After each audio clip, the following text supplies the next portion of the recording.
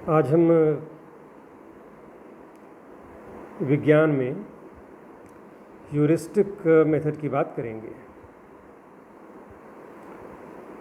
विज्ञान विषय में लंबे समय तक केवल व्याख्या नहीं चल सकती है। इसमें प्रयोग की आवश्यकता होती है, प्रैक्टिकल की आवश्यकता होती है। पिछले दिनों हम लोगों ने बात की थी कि व्याख्यान विधि क्या है और इसके गुण और दोष कौन कौन से हैं। आज जिस विधि के बारे में हम लोग बात करेंगे उस विधि का नाम है heuristic method. Heuristic method,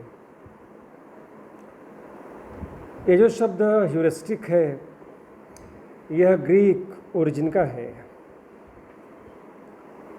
Greek भाषा में एक शब्द था यूरिस्को या यूरिस्का, और इसका तात्पर्य होता था टू फाइंड और टू डिस्कवर, कुछ प्राप्त कर लेना या कुछ खोज लेना। इसीलिए ह्यूरिस्टिक मेथड के बारे में जो बुक्स हैं इसके अनुवाद के रूप में दिया हुआ है खोज विधि या अनुमान विधि या अन्वेषण विधि। तो चाहे आप ह्यूरिस्टिक से समझें, अनुमान से समझें, अन्वेषण से समझें, इस विधि की चर्चा हम लोग आज करेंगे।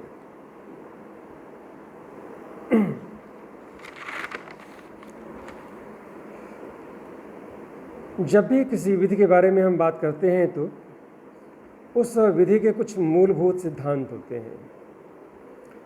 There are certain basic principles of every method of teaching और every approach of teaching. As regards heuristic method, it also has some principles. इसके भी कुछ सिद्धांत हैं।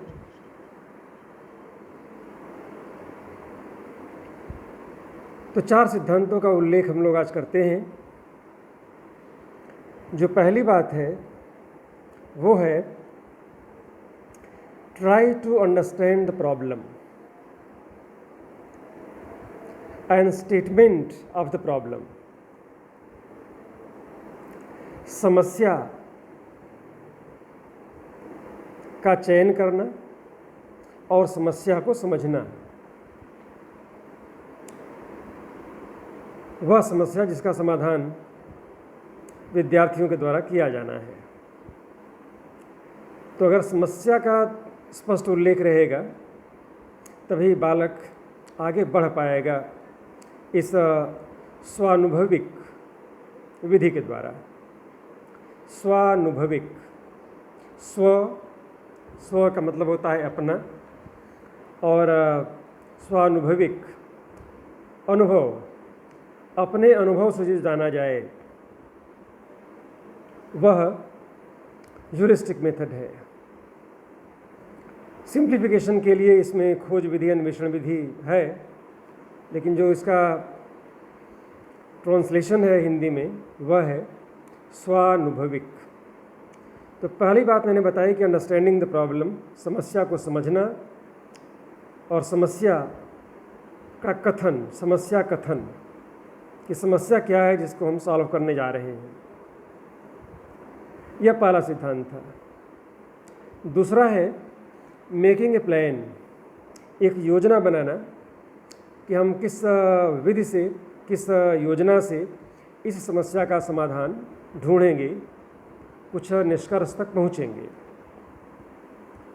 योजना बन जाने के बाद तीसरा इसका जो मूलभूत सिद्धांत है वो है कैरी आउट द प्लान। जो प्लान आपने बनाया है, जो योजना बनाई है, उसको लागू करना, इम्प्लीमेंट करना, और जो कुछ उससे प्राप्त होता है, चौथा और आखिरी सिद्धांत है इवेल्युएट करना और एडॉप्ट करना, कि हमने जो प्रयोग किया, हमने जो प्लान बनाया, हमने जो योजना बनाई और जिसको हमने कैरी आउट किया, जिसको हमने पूरा किया तो हमने प्राप्त क्या किया। तो these were the 4 principles of heuristic method. एक बात और मैं जोड़ना चाहूँगा यहाँ पर, if the sequence does not lead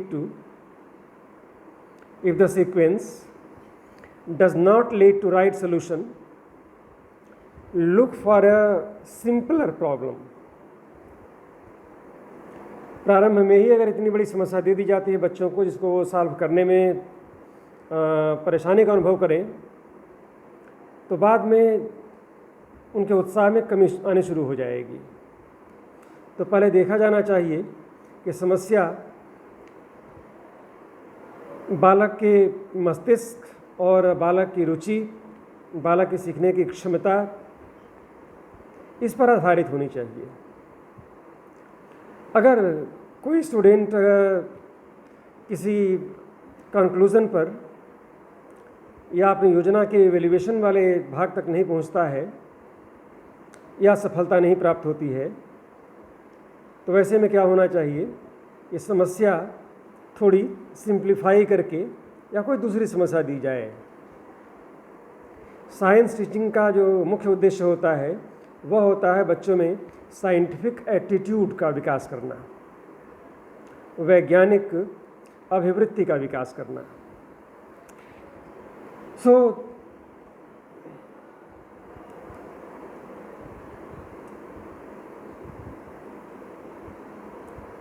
सबसे पहले आपने देखा कि किस तरह से हम समस्या को समझेंगे। अगली बारी आएगी कि हम प्लान को कैसे बनाएं, योजना कैसे बनाएं। तो जब भी हमारे सामने कोई समस्या होती है तो हमारे मस्तिष्क में जो पॉसिबल सॉल्यूशंस हो सकते हैं वो आते हैं। तो उसको लिख लेंगे कि कौन कौन से पॉसिबिलिटीज़ हैं जो इस समस्या का समाधान हो सकती हैं। तो मेकिंग द प्लान वाले पार्ट में ओवरव्यू ऑफ द पॉसिबिलिटीज़ यह पहला कदम होगा। लेकिन ओवरव्यू के बारे में सोचते सोचते ही कुछ पॉसिबिलिटीज़ ऐसी होती हैं वो लगता है कि हमने गलत सोच लिया है, तो उसको तुरंत डिलीट कर देते हैं। अब सारे लोग समझते हैं, मोबाइल का इस्तेमाल करते हैं, डिलीट क्या होता है कि नहीं भाई ऐसा नहीं हो सकता। अगर चलते चलते पंखा रुक गया तो जो 100 मीटर दूर कोई बस खड़ी है, ट्रक खड़ी है, तो फ़ैन के चलने में और उस बस के खड़े होने में कोई संबंध नहीं है। तो अगर एक क्षण के लिए विचार आ गया कि जो पंखा रुका है तो शॉर्ट सर्किट की वजह से रुक सकता है, बिजली के चले जाने से हो सकता है, कोई और टेक्निकल फॉल्ट होने से हो सकता है, लेकिन इसका यहाँ से 4 किलोमीटर दूर खड़े किसी पेड़ से जिसके अगल बगल कोई पुल तक नहीं है, उससे इसका कोई संबंध नहीं होता है। So you shall delete some of the possibilities immediately and start working with comparisons. Compare करें कि ऐसी ऐसी समस्याओं के लिए कौन कौन समाधान खोजे गए थे और कौन कौन से प्रभावी पाए गए थे। और जब इतना बच्चा कुछ करने लायक हो जाता है तो यहाँ पर क्रिएटिविटी का विकास होता है। सो पहला स्टेप था try to understand the problem, दूसरा था मेक ए प्लान, तीसरा था कैरी आउट द प्लान, और चौथा था इवेल्युएशन एंड एडॉप्टेशन, जो कुछ भी हम लोगों ने देखा है। So once a strategy has been chosen, जब हमने कोई प्लान, कोई स्ट्रेटजी चुन ली, the plan can quickly be implemented. जब हमने कोई स्ट्रेटजी बना ली है, कोई योजना बना ली है, तो जो तीसरे नंबर पर था, तीसरे पायदान पर, कि we can quickly implement the same and it will require time and patience। इसमें समय लगेगा और उसमें धैर्य की आवश्यकता होगी, तभी इसको आप पूरा कर पाएंगे। अब बहुत सारी बातें आती हैं जो कि मतलब ह्यूरिस्टिक मेथड में इंक्लूड की जाती हैं। जो सबसे पहली स्ट्रेटजी होती है वो होती है डिवाइडिंग टेक्निक्स। समस्या को हम कई भागों में विभक्त कर लें। यह हमारी जो योजना है उसके कई चरण हम पहले से ही तय कर लें। इंडक्टिव मेथड लगा सकते हैं, ह्यूरिस्टिक के अंतर्गत ही। इंडक्टिव मेथड आप सारे लोग जानते हैं। रिडक्शन यह भी एक मेथड है, इसके बारे में भी आपको पहले से बताया गया है। उसके बाद रिडक्शन जैसे है वैसे ही है कंस्ट्रक्शन। कंस्ट्रक्ट करना, निर्माण करना, एक के बाद एक किसी नतीजे तक पहुंचने के लिए। और यह भी एक विकल्प हो सकता है local search method. If improvement is no longer possible, then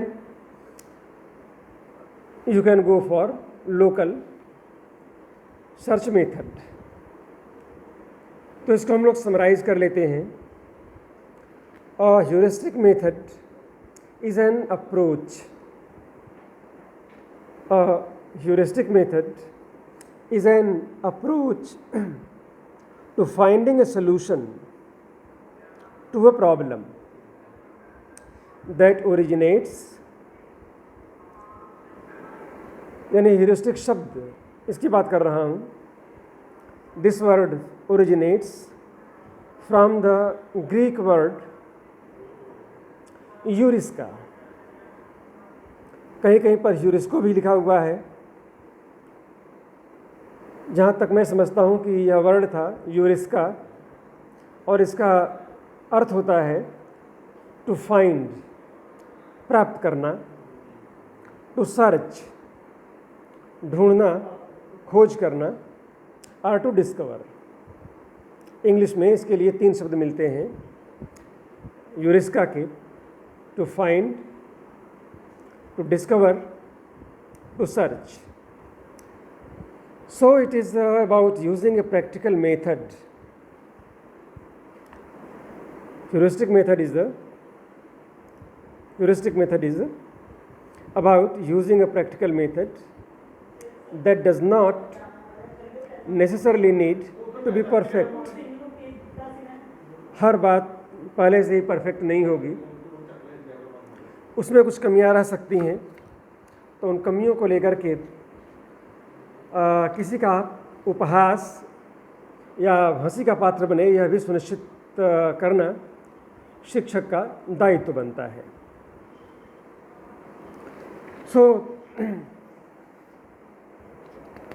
अब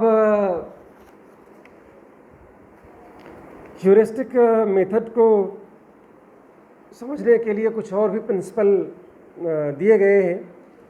जो मुझे पसंद था वो मैंने आपको 4 प्रिंसिपल बताए।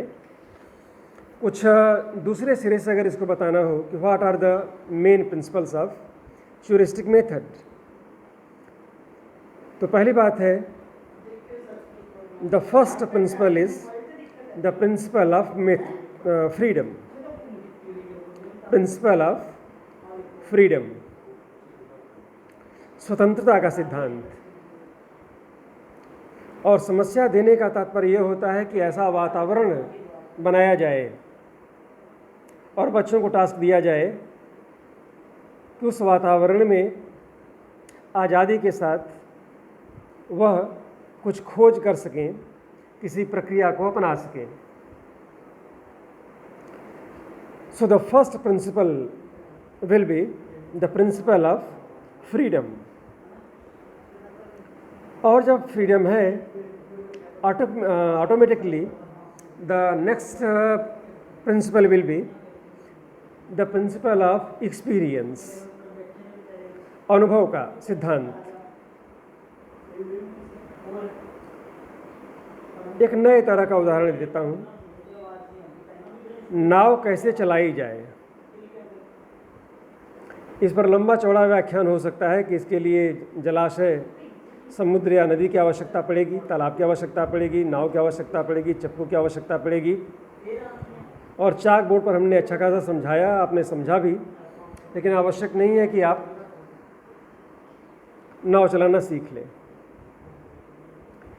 लेकिन कुछ ही बातें बताई जाएं और किसी सुरक्षित जलाशय की खोज की जाए और बच्चों को आज़ादी दी जाए कि अपना हाथ पांव चलाएं। जिम्मेदारी शिक्षक की होगी कि वहाँ कोई दुर्घटना ना हो, पानी बहुत ज़्यादा ना हो, और सहयोग करने के लिए वहाँ पर लोग मौजूद रहें। तो एक बार अगर किसी ने नाव चला लिया, एक बार कुछ सुरक्षा के साथ कोई व्हीकल चला ली, तो करीब करीब वह अधिकांश भाग वह सीख लेता है, क्योंकि यह उसके अनुभव में आ गया है। तो कुछ करने की यानी प्रयोग करने की आज़ादी और अनुभव लेने का अवसर। अगला सिद्धांत कि that is the principle of learning by doing, करके सीखना। हम हाइड्रोजन और सल्फर इसको मिला करके कैसे बनाएं, इसके बारे में केवल पुस्तकीय ज्ञान से नहीं बनेगा, लेकिन सुरक्षित वातावरण दे करके अगर बच्चे ने एक बार हाइड्रोजन सल्फाइड बना लिया तो आगे वह कभी नहीं भूलेगा कि हाइड्रोजन सल्फाइड कैसे बनती है और कैसे बनाया जाता है और कौन कौन सी सुरक्षा उसमें बरतनी होती है। So it was learning by doing. The next principle is the principle of purpose, purposefulness. जब बच्चे के सामने उद्देश्य साफ रहेगा कि हम यह क्यों कर रहे हैं और हमारे लिए क्या उपयोगी है, और यह प्रयोग कर लेने के बाद आवश्यक नहीं है कि वह प्रयोग ही प्रयोग हो या मानसिक भी हो सकता है। Remember, heuristic is it is more of a mental than doing any practical work in any laboratory। कहीं कहीं भ्रम है कि यह केवल उसके लिए बहुत सारे अपरेटस की, इक्विपमेंट की आवश्यकता पड़ेगी, तो ऐसी बात नहीं है। यह मेंटल टास्क भी होता है और आवश्यक नहीं है कि हर बच्चे के लिए अलग अलग वातावरण तैयार किए जाएं। बच्चे ग्रुप में भी किसी तथ्य को खोज सकते हैं। सो अगर बच्चों के मस्तिष्क में यह है कि what is the purpose of और why I am doing this, so purposefulness यह भी एक सिद्धांत बनता है। और प्रिंसिपल ऑफ लॉजिकल थिंकिंग, तार्किक चिंतन का समावेश। इसमें तर्क होने चाहिए और तर्क होने चाहिए, वो कुतर्क नहीं होने चाहिए।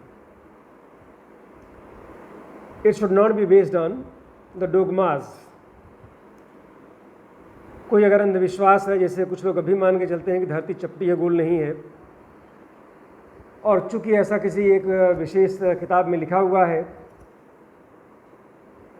तो बच्चों को बताया जाए कि किस तरह से पूर्वाग्रह से परे हों और तर्क का उपयोग करें।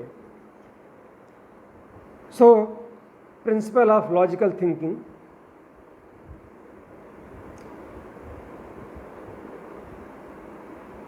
अगले भी एक दो बातें आप जोड़ सकते हैं कि प्रिंसिपल ऑफ प्ले वे, खेल खेल के द्वारा सीखना।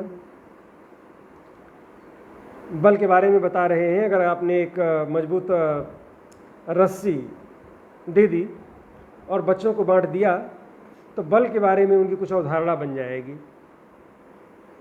कुछ कार्डबोर्ड पड़े हुए हैं, उनको आपने एक क्रम में लगाने के लिए अगर उनको बोल दिया तो बच्चे इसको कर पाएंगे, और जब ऐसा वो करेंगे और खुद से किसी नतीजे पर पहुंचेंगे तो उनके आत्मविश्वास में वृद्धि होगी, और इस तरह वो जो ज्ञान अर्जित करेंगे वह कभी भूलेंगे नहीं। यह ज्ञान हमेशा के लिए होगा।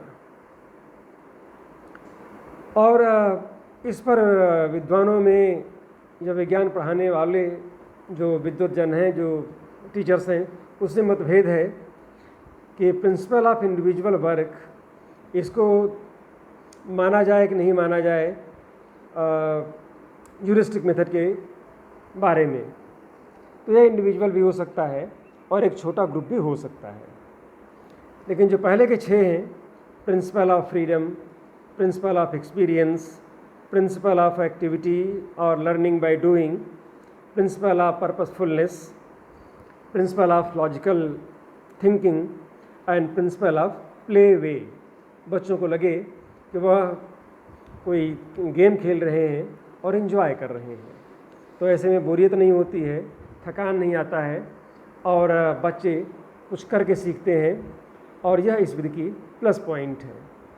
और विज्ञान के शिक्षण में तो बगैर ह्यूरिस्टिक मेथड के काम चलने वाला है ही नहीं।